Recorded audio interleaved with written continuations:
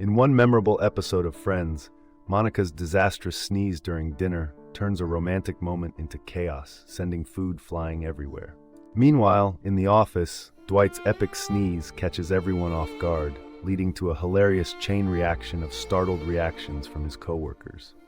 Not to be outdone, in Parks and Recreation, Leslie's incessant sneezing interrupts a crucial town hall meeting, creating an equally funny and awkward scenario.